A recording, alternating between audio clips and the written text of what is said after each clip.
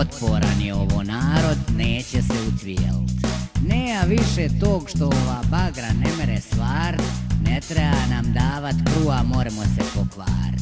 Fabrike dovest do tog da ne rade ništa, pa onda lijepo od njih da se naprave skladišta. Kaka crna proizvodnja, vide ljudi moji, pa što pravo nešto što u svijetu već postoji.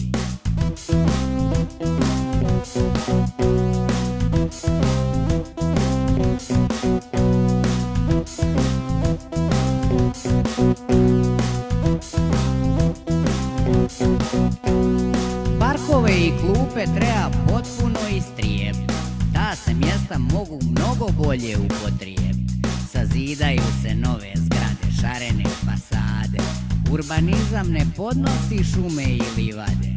Onda u grad naseljavat sva okolna sela, bez velikog grada nema ni dobroga prela.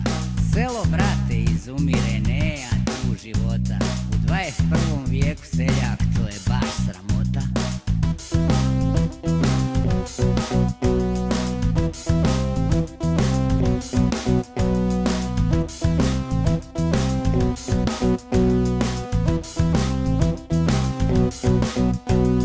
Gdje si sada da nas vidiš, dragi druže Tito? Isušujemo ribnjake da sijemo žito, i vrbas treba isušivat da nas više ne plavi, a u portu more autoput da se napravi.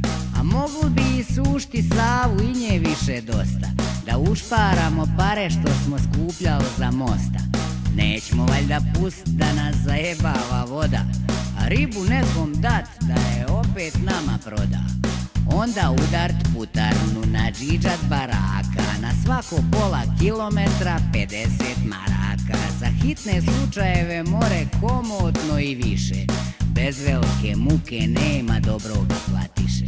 Između baraka postav policiju, da iskače iz zaklona i ustavlja sviju.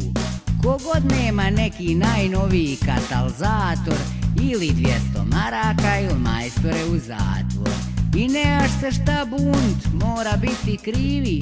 Šta mislite od čega će država da živi? Pa nije valjda blentava da kopa i da ore. Danas je još dobro, sutra će bit gore.